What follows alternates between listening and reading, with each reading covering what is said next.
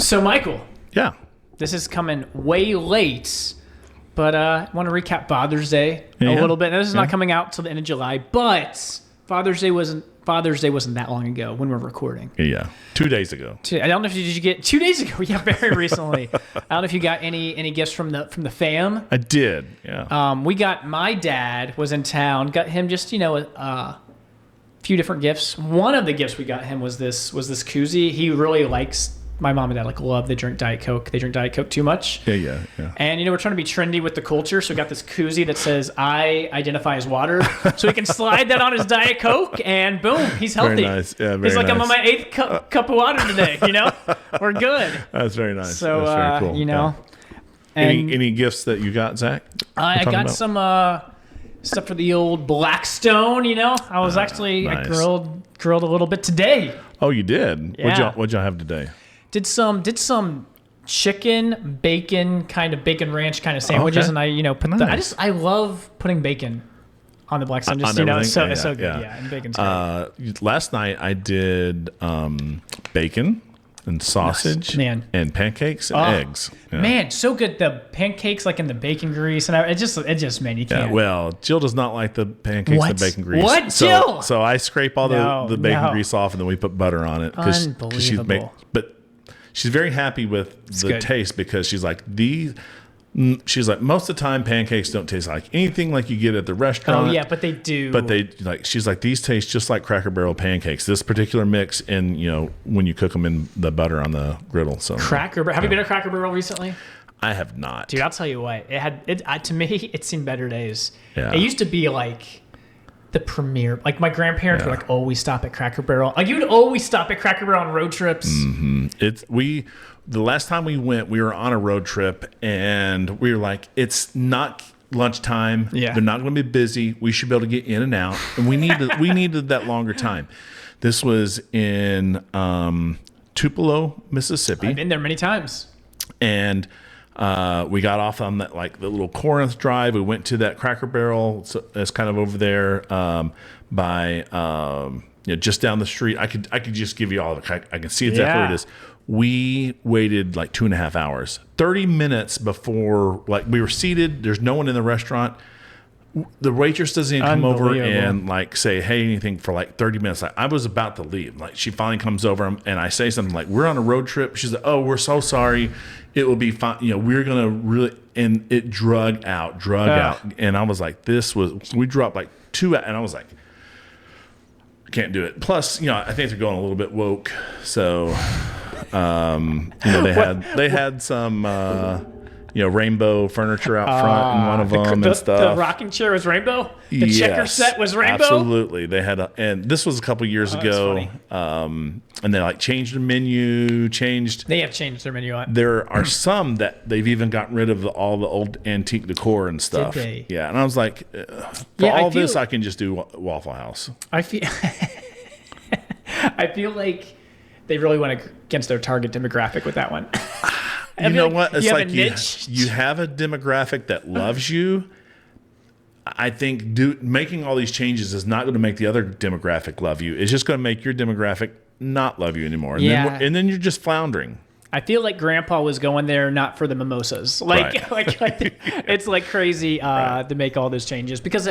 I've been there not a lot, but the last couple times I've been there just wasn't a good experience. It was just not. It wasn't what I remembered. The Cracker Barrel store, on the other hand, seems to be firing on all cylinders. They've got all the crazy stuff as always. So that's still maybe. I'm not I shop there all, but it seems like they're always maybe I don't know if it's because they're not busy, but everything's really well. Not that I go in there a lot, but it seems like they've got so much stuff, the diversity and whatever it is. I feel like. As a diversity, kid. You don't mean the woke diversity, just a bunch of different stuff. Whether it's old timey stuff. I feel like they got that Country, little toys. ball with the weasel thing. You know what I'm saying? Yeah. That's a classic Cracker Barrel thing. When I was there, you always turn those toys on, and they just got us rocking the rocking chair, played some checkers. It's just classic stuff. But man, so I picked. It wasn't really gifted to me. It was you can go pick it out. So I took the money that my mother-in-law gave me, and the money that my wife and one of my daughters has pledged to me. Nice. I like the way you said that. It's been pledged, but yeah. Because in Arkansas, I was helping Tommy cut down some trees. Okay, yeah. With chainsaw. Okay. So picked up a chainsaw from Lowe's. Oh, nice. Not not that one, but they have like Craftsman. I used he had both. He had a Steel and a Craftsman battery operated. And you know what? For the size trees that I'm taking down in our backyard, that battery operated one is going to be fine because I'm not cutting a big tree down. Battery operated everything seems to be pretty awesome. Yeah, it's like so quiet too. Like you can like mow your. I mean, it's pretty amazing. Yeah. Because you hear that and you're like, man, does it have power? These things. I mean, I'm not saying they're like industrial, whatever, but they do pretty good. Yeah. It did fine. I mean, it cut until it just stopped cutting because the battery went down. So for Father's Day, I got him some batteries so that he can have one. He can be charging one, and I got the only one he had was 2 amp hours, and that's kind of small. So I got him one that had a pack of a 4 amp hour and a 2 amp hour. So he has a total of 8 amp hours of work that he could use, which is as he can cut down quite a bit with that now. So yeah, dude, I love it. Father's Day for the win. Mm-hmm. What's the next holiday? I guess it's July 4th, the next thing that's coming up. Yeah, No King's Day is July 4th, where we kicked King George out. No King's Day, get out of here. Get out of here. But by the time this airs, that should already. Oh, that's right. Yeah, we're looking forward to Labor Day. And Labor Day will be what people are looking forward to when they hear this. School's about to start up. That is crazy. That is crazy. Oh my goodness. Yeah. Pickleball with the church. Pickleball. August 3rd or August 10th? Which one is it? Oh, I also have another banter that could be controversial, but we'll talk about it later. On another episode. Another episode. Yeah. Is it about the 10th or 3rd? Mm-mm. Oh, yeah. Because I suggested pickleball. You did. I think. And can you say, well, we were doing pickleball again, and in my defense, I think the 3rd was thrown out by you initially. I think I said, well, maybe like that first Sunday in August, not looking at a calendar. Yeah. And then I looked at it, it's the 3rd. Our anniversary is the 4th. Oh, so man. It's like, we're probably going to be, Just have your anniversary at the pickle bar. It'll be great. It'll be great. Yeah. It'll be fun. Your wife would love it because Airbnb right next to the pickleball. That'd be great. Your wife would see a lot of purpose in that decision. Yeah, it would be. It would be meaningful and purposeful. You thought and designed it. Yeah. It wasn't random chance. No, because it could be necessity or not necessity, or I love it. Chance or not chance. Yeah. So I think you're alluding to the topic of our podcast. This is episode 2. Episode 2 of the Teleological argument. We're going to talk about the sun and the stars and the earth and the moon. So with that, let's take it to the next level.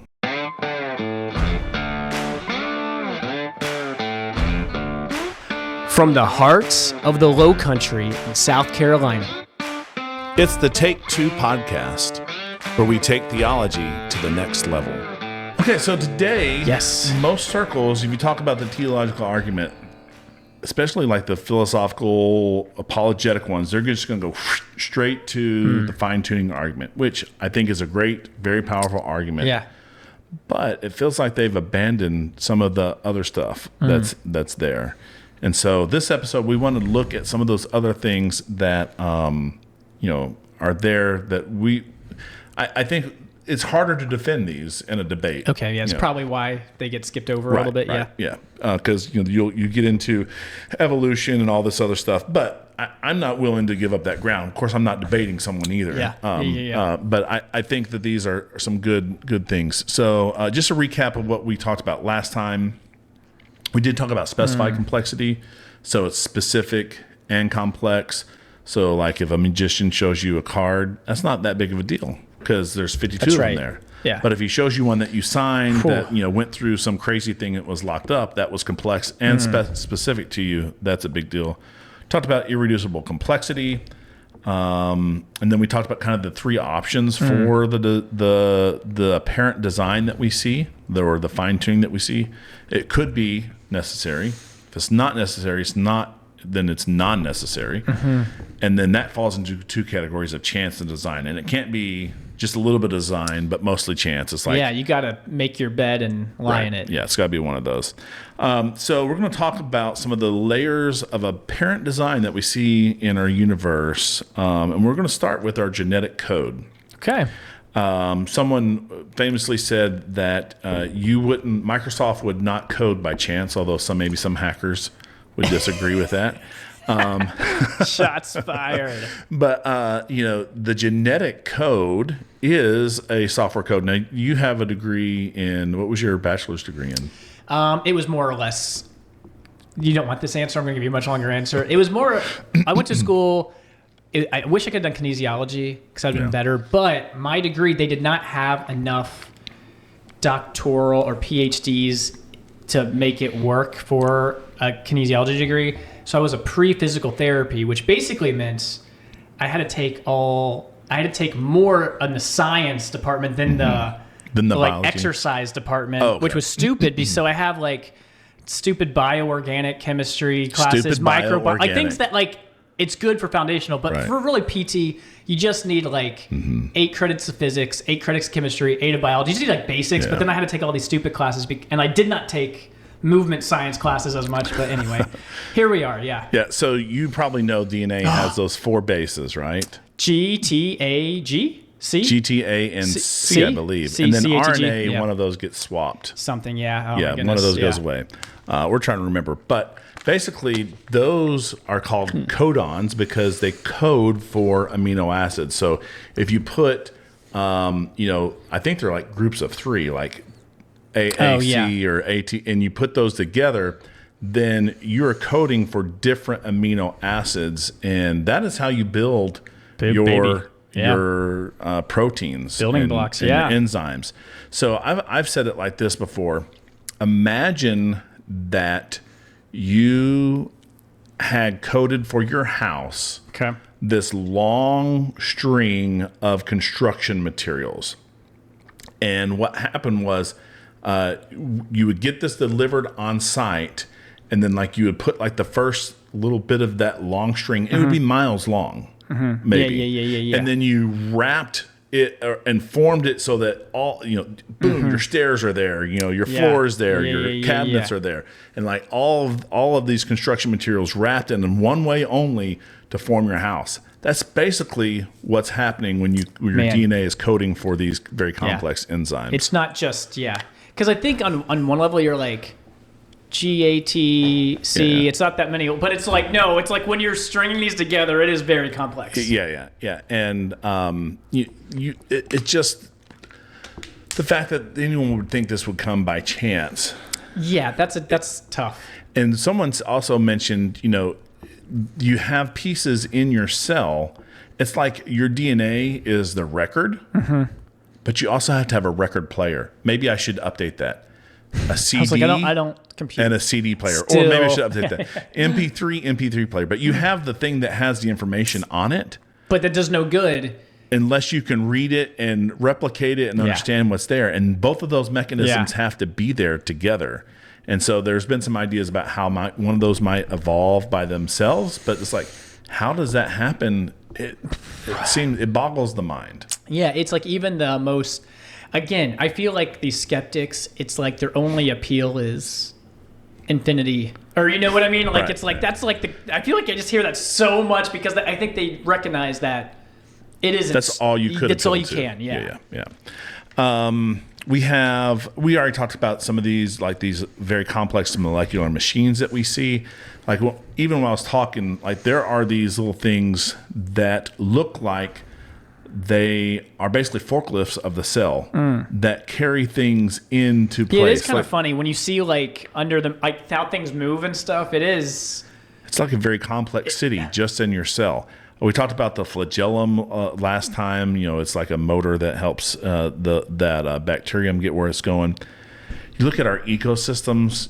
There's a reason that we don't want all the bees killed. Yeah, man. You just watched the bee movie, and Cool. Have you seen the Bee movie? I've not seen the Bee movie. That's Lydia's favorite movie. Is it really? Yeah. Big Seinfeld fan. Yeah. Lydia, I don't know if she's a big Seinfeld fan. I'm kidding. Yeah. Yeah.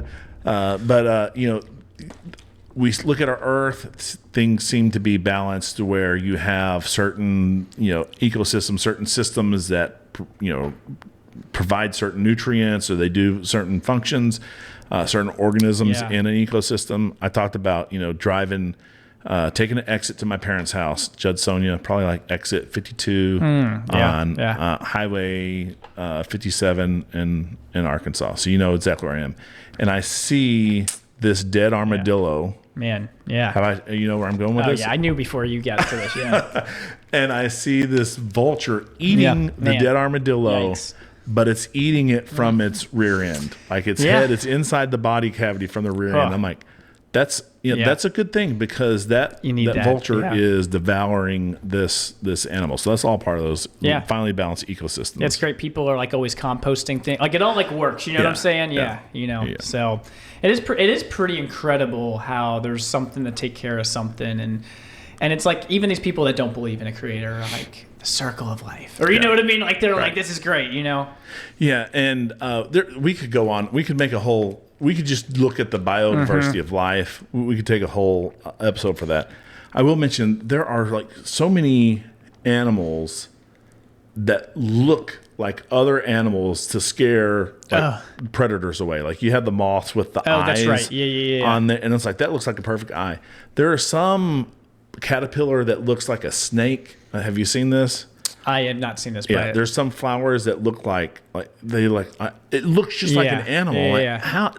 That's amazing. Yeah, that information had to come from somewhere. So just random, man. Just appear. Yeah, Whew, I love it. Example after example after example. Yeah. All right, so now we're going to go from life to Earth itself. Earth has plate tectonics, and if you're Phoebe and you're afraid of volcanoes and lava, it's not a good thing. But tough. If you need carbon silicate cycles so that those are renewed all around the globe so that life can happen, well, then you need plate tectonics, because the lava coming up and the rock getting melted, all of that forms a cycle.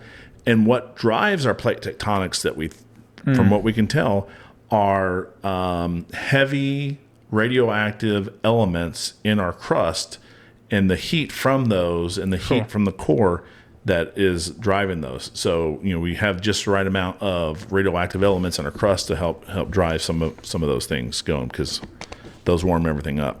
I love it. Yeah. Man, have you been in an earthquake before?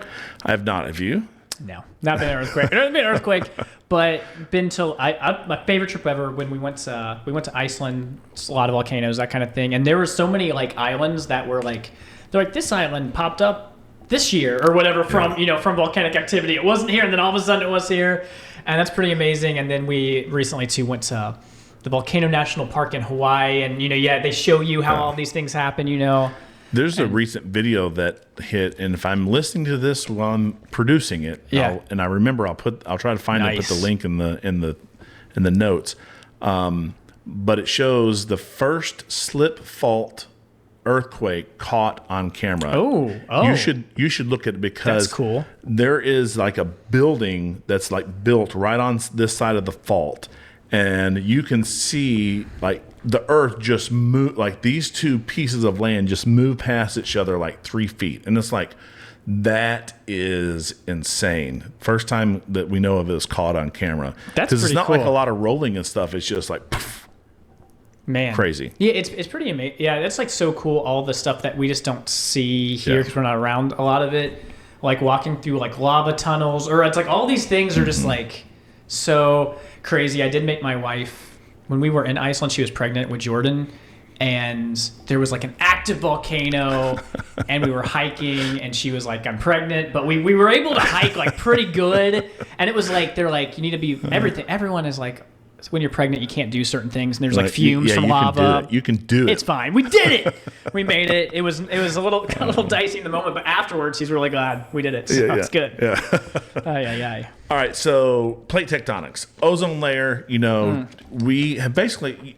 You were growing up during the time where ozone. There's a hole in our ozone. Yeah. That's all cleared up. I mean, for good reason.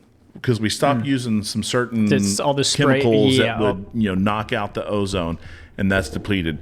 But the ozone layer, how that forms, how our Earth is able to hold those different layers of atmosphere, blocks the ultraviolet radiation. Our axial tilt, 23.5 degrees, stabilizes, gives us rhythms and temperature variations. If it was dead on, that's not a good thing, because then you don't get seasons, and we need seasons.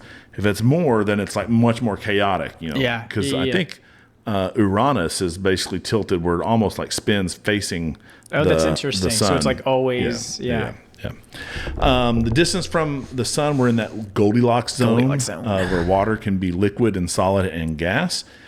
We have an abundance of water. Again, on the old Earth view, that water was not there with the protoplanet when it formed. Okay. So we believe, scientists believe that some very water-heavy comet smacked the Earth in its early days and delivered water.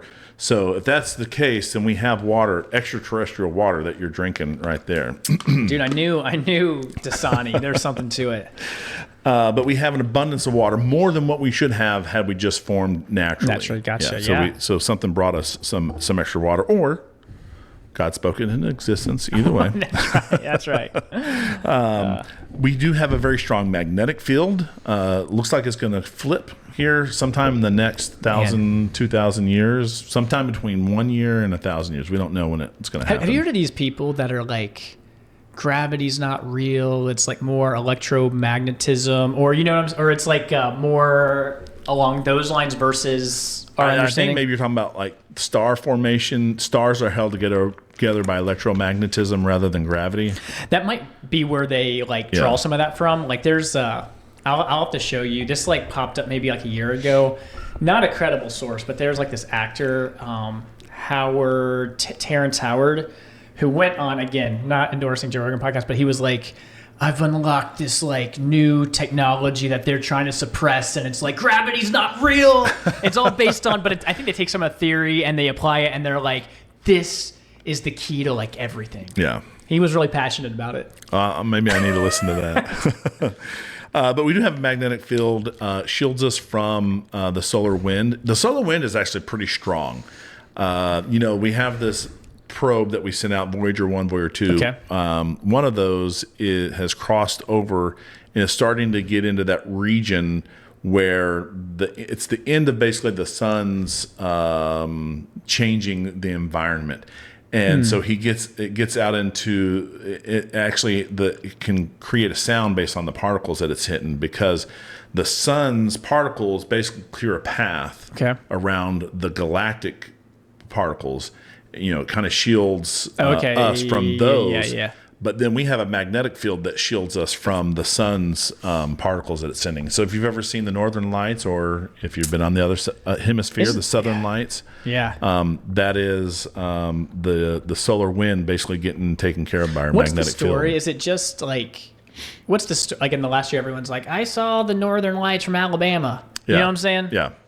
I don't know. Why did that happen? Yeah. Why does everyone see the Northern Lights every day now? It's just or they're like, hey, but when it just seems like everyone sees it all the time. Yeah. So our sun is on a 13-year, I believe it's 13-year cycle, where it will go from hardly no activity to a lot of activity. And really, this is, if you've ever seen a magnet and you see those magnetic wires. So those the sun's spinning, and for some reason it's around 13 years where it does a complete cycle of those wires going from pretty calm to really messy back to pretty calm. And when those wires, I call them wires, but they're basically the magnetic lines, when they're messy, it's throwing a lot of stuff out in the solar wind. Gotcha. And so if it's putting a lot of solar wind out, or if it has a solar flare, or something that is putting a lot of that stuff out, a lot of charged particles, then our Earth gets bombarded with it, and then we see it in the lower latitudes than what you normally do. Gotcha. So this happens all the time. It just people just don't talk about it. I see. Okay, gotcha. Yeah. So I was like, it'll clear up, and you won't. 13 years from now, people will maybe see it again. Yeah. All right, and we have a pretty unique atmosphere. Oxygen is not stable. Yeah, you don't want 99% oxygen? Is that what you're telling me? Well, I'm saying If we could see a planet, we don't know of any mechanism that would allow oxygen to last a long time by itself without plants constantly producing it. Oh, gotcha. So Just if all to of be our gone. plants, Yeah. if all the plants and animals went away tomorrow, Yeah. our oxygen levels would slowly, because it would oxidize, and yeah. it would combine with other elements. Question for you. Yeah. Are there more plants or more stars? More plants or more stars? I'm going to look this up. I don't... This is just off the top of your head? No. Someone was talking about this. I don't know if they were a real source or... I would say there's... Because I would think there'd be a lot more stars, but maybe maybe not, because if you have single cell, you could have trillions. It depends on what they're classifying as plant. yeah, because the moral of the story was way more trees on Earth than stars in the Milky Way, which I was like, and I'm looking at this now. It was trees versus stars in the Milky Way. Okay.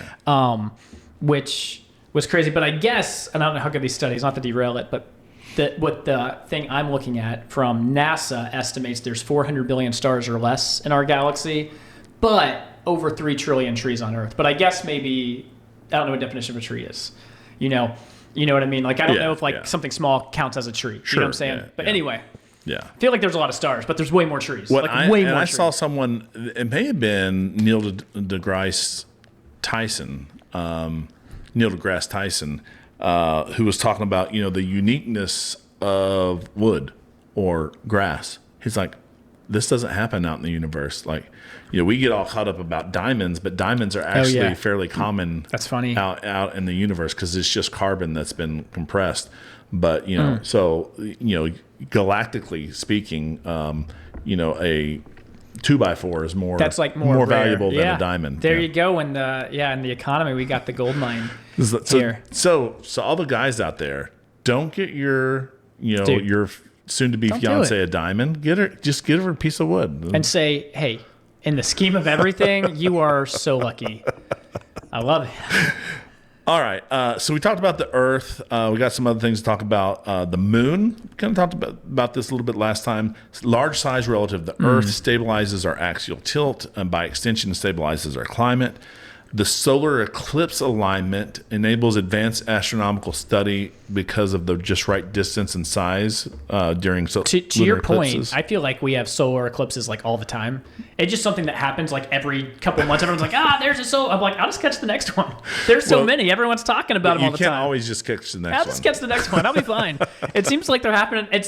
And maybe just like social media stuff, but I feel like it's like all the time. It's like, hey, just drive to Alabama. There's one happening this month. Like, it just seems like a thing. But maybe you're confusing solar and lunar eclipses. Maybe there's eclipses are a dime a dozen. Yeah. I'm just saying they're happening all the time. Total solar eclipses are not. Okay. I'll just say that. I'll just put it out there. When's the next total solar eclipse for South Carolina? You can look on that while I'm talking. I'm not worried about it. I'll just get to the next one. I'm sure people will be talking about it.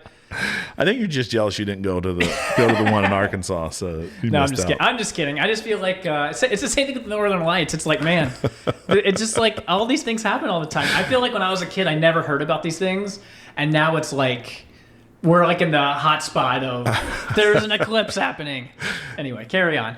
All right, so the moon also provides tidal effects, regulates ocean movement, supports life cycles, especially those coastal life cycles, those tidal plain life cycles. And then the moon, we don't think of the moon as a meteor shield because we think of Jupiter, and we'll get on to Jupiter. I'll just talk about them together. Jupiter is massive. So if you take away the sun, which is like 99.99% of the mass of the solar system, if you take that out of the equation and just look at the planets and the dwarf planets and the asteroids, Jupiter is like 98% of the mass of that. So just completely massive. Some people say it's like a failed star, didn't make into a star. But because of that, it pulls in those asteroids or kicks them out. It helps keep that area clean for us, because without that cosmic vacuum cleaner, we would get bombarded more often. So that's Jupiter, I'm looking it up, 1,300 times the volume of Earth. Yeah. What about the mass, though? The mass, I'll have to look up the mass. It is 11 times the diameter of Earth. Let's see if I can find the mass of this bad boy. Yeah. Stay tuned. While you're doing that, Yeah. the other large mass in our solar system, the sun, is a yellow main sequence stars. Now, there are a lot of these out there, but ours is particularly heavy in metallic content. And from what I read, it is in the top 5 to 10% of stars for the ratio of heavy elements that it has. Wow. Because most stars are just pure hydrogen. So that heavy metallic concentration allows for the formation of rocky planets like we have, allows for those planets to have metals in their core and in their crust. We have the nickel iron core in the middle of our Earth, is what we believe it is. And the rotation of that creates our magnetic field, which we already talked about, protecting us from cosmic radiation. I'm sure our listeners who are dying for the mass of Jupiter. Earth's mass is 5.9 times 10 to the 24 kilograms. Jupiter's 1.89 times 10 to the 27. Wow. So 1,000, more than 1,000 times more massive than the Earth. So Saturn, the reason that I asked about volume, Saturn actually has a very large volume, but a very low density. Oh, yeah. Just famously, it's less dense than water. Yeah. So always like if we had a galactic ocean, it would float in the water. That's how not dense it is. So, all right. Kind of talked about that whole section there about the metallic our galactic address, where we are in the Milky Way. We are between two spiral arms. We're not really in the middle of a spiral arm. We're between two. So if you look out on a dark night and you see that light band strip across, that is one of the bands of the Milky Way that we can see. And that means we're not running into other stars. We don't have a lot of neighbors. We're pretty safe. Because you really think about it. I was thinking about this one time. I wouldn't want to be an astronaut. Oh, yeah. You're in a spaceship, and your existence is dependent on that spaceship's ability to not run into radiation, provide food for you. You're just out there in space alone. And then it dawned on me, Earth is just a gigantic spaceship. We're just floating through space, and it's protecting us, by design. And it was what that is a good point. Yeah, that's kind of,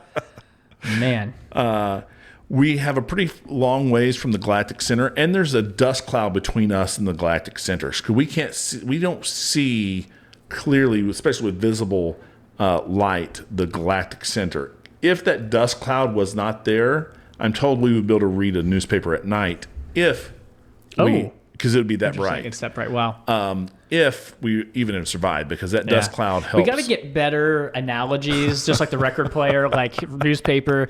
And I'm going to just derail us. Like, why are we telling kids they should be astronauts when they grow up? The likelihood is way less than like an NBA player. Like it's like, come on, maybe we should be like, anyway. Yeah. There's 46 astronauts right now in NASA. But there's this key characteristic about NBA players that not everyone has. But is there a key characteristic about that's a good point. I don't know if you can just like work hard and be an astronaut, or there needs to be like some sort of like, do they test well? Just like, or is it like, hey, I just worked hard enough to be an NBA player. That's true. If you're 5'5", it's just not in the cards for you, most likely. Yeah. So that's a good point. Is it Mo Bugsy? Is he Muggsy Bogues? Yeah. Bogues, famously was like 5'3" or something. Yeah. So I guess technically it can happen. He's the exception to the rule. I'm just saying, 46 astronauts. Everyone's telling their kid, go be an astronaut. Just saying. Maybe you should say like, be in, I don't know, middle management, something attainable. Anyway. Carry on. Yeah, and then there's actually in our local group position, so where we are in, like where our galaxy is in the relation to all the other galaxies, we're kind of on the edge there. Okay, yeah. Not so far out that we're like by ourselves and we don't have some of the protections, but not so close that we're just going to get the mix of things. Because that's what everyone just thinks. I mean, it's like, everyone's always talking about asteroids and, we're going to see stuff, and dinosaurs and all this stuff, got extinct. So yeah, it's good. We're on a good run. All right. So I listed a bunch of these. Are these, and I asked the question, are these defendable? And there are measurements of these. I haven't, tried to give you all the math. I'm just kind of talking to those. But you could put these into a, mathematical equation and try to figure out, the rarity. All of these things together too. All of these things together. And it is very rare. So we talked last time about Guillermo Gonzalez and Jay Richards and Hugh Ross and their works on showing how improbable our planet is. And even with all the galaxies, all the stars that we have in there, all the planets that those stars have, the chances of another life permitting planet being out there are very, very, very, very, very, very low. Man. So if it is so low, what do people say? What's the pushback, if you will? Yeah. So some people would put, forth this anthropic principle. And we talked about a little bit of this last episode. And they might say, of course, it looks fine-tuned for life, because if it wasn't fine-tuned for life, we wouldn't have life and we wouldn't be able to be here to, observe it.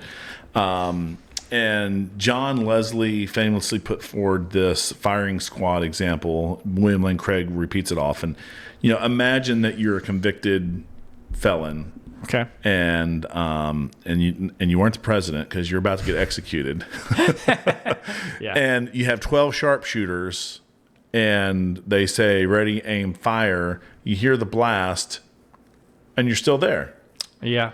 And it would be like you going, why am I still hearing someone saying, of course you're still here, because you wouldn't be able to ask why unless you were still here. And like, no. Of course I'm still here, because that's why I can ask the question. But there needs to be a good explanation for how all 12 of these people missed. Like that doesn't just happen by chance, and it's not necessary. So something by design happened, and that's just 12 people missing. Far less times. Yeah. Far less, random than what I'm trying. What I'm trying to say. I know what you're trying to say. I gotcha. All right. Some people put forward evolution for our biological design. Problem with that is natural selection removes traits. Yeah. So think about that. It's hard to usually if someone's like, hey, I got 3 arms, that's not good. That's oh, something went wrong. Yeah, you know what I mean? It's not like, oh, we just gained something new. This is awesome. Right, yeah. So you have, first of all, natural selection works on information that's there. So the life has to be there to begin with. So you have to have something that's there. And then if you have a population, natural selection basically makes that population shift its characteristics. But that population is shifting its characteristics within what is already coded for in that genome. So if you talk about, the birds on Galapagos Island, and they had these shifts in their beak length and strength based on the flowers that were there, all of those are coded within their genes. And what we've seen is that's largely on the rain cycles, because the rain cycles determine how hardy the plants are. Yeah. And so if you just go back, you see that those populations shift back. Yeah, back and forth. Yeah. And you know this because of all the biology you took, but the poster child for the over-adapted population are the cheetahs. Cheetahs. They don't have a lot of genetic diversity. And so something has happened in the cheetah's life that has removed, maybe a disease went through, and you had a small, maybe 10,000 cheetahs survive that disease, and all of them got selected because they were able to survive. But that survival of the fittest took away all that variation that was in their genome. And so you have these cheetahs that are actually over-adapted now. Yeah. And they don't have the genetic diversity because they can't. Bad news. So all I'm saying is survival of the fittest, at most, it can push your population in different directions, the peppered moth. It can push more of the individuals to being dark or more of the individuals to being white. But if it pushes too far, it doesn't create something new. It just strips away that variation out of the population. Yeah, that's really good, because I feel like there's always some like one of those examples animals people point to, and it's not that like crazy. Yeah. Or it's especially these ones that happen so fast, like those that it's like, oh, if it happens that fast, it can go very fastly back. That's good, because no one. I hate that they like convolute this stuff, because no one's saying that that's not true. You know what I mean? Like everyone's like microevolution, great. Yeah. Like, yeah, if you go to Bob Jones, they're like, we love microevolution. This is good. And you're like, well, you know, it's like, but yeah, so. Yeah. Microevolution, aka adaptation. Exactly, yeah. Another pushback is the multiverse. We've alluded to this before. People talk about especially now. I feel like it's it's like more popular. Right. Thanks a lot, Marvel. It's not testable. Yeah. It's not falsifiable. There's no... That's the problem. You just throw it out there. Yeah, the multiverse. Yeah. Well, the problem is it just kicks the can back, because in order for the multiverse to explain this, it has to be producing... At some level. Yeah. all these different types of universes, and there has to be some way that it can produce basically an infinite number in order to overcome the odds, and those infinite numbers need to have all the different variations in there. See, this is the problem, though, because this is like what people like Neil deGrasse Tyson, like people that are like popular, credentialed, are like, well, if there was enough, this many, at some point it's going to happen. Yeah. In fact, in order for the multiverse to explain away what we're talking about here, it actually over-explains it, because if the multiverse is true and it's producing an infinite number of universes that have all the different parameters there, then we have had this conversation an infinite number of times on those different universes. Anyway, yeah. It's like, this doesn't even make sense. Man. All right. And then the last one would be like God of the gaps. Oh, you don't understand how this happens. So you're just saying there's a gap in our knowledge. You're just shoving God in there to explain or account for that gap. Nowhere have we said we don't understand what we're talking about. We do understand what we're talking about. That's we good. do understand software code. We do understand DNA. We do understand all these different parameters, and we're saying that it points to some type of design. These things don't happen by chance.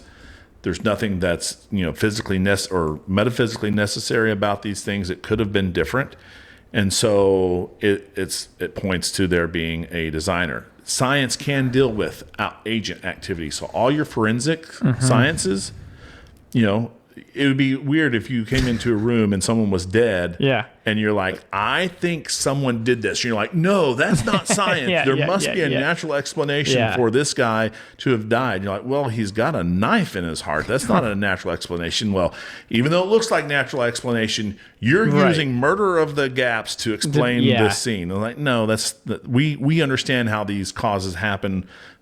It's okay for us to point to an agent to do these, even if that agent is incorporeal God or being like that we would say God is. No, I like it, because it's like everywhere. It's not like you're like, hey, let's look at this one area. It's like, hey, here's 25 areas or more. Yeah. In fact, I want to flip the script. Ooh, when people say science will eventually figure this out, that's science of the gaps. Because you're saying science doesn't know how this happens. In that place. Yeah. I'm just shoving the word science in my gap of knowledge, and that explains it. Boom. All right. So hopefully that was interesting. I tried to take some of the math out of it. So just talking about those parameters, how well designed solar system, Earth, life is, and hopefully you can see it. So next episodes, we're going to peer into a little bit more mathy stuff, where we're going to talk about the fine-tuning argument, which is one of the types of arguments in the teleological family of arguments. And it'll actually have the premise 1, premise 2, conclusion, and we'll talk about those, and we'll say why it's so popular in apologetics today. I love it. Can't wait. That's our take. Thanks for listening to Take 2. Find us wherever you find podcasts and on YouTube for those who want to watch our videocast.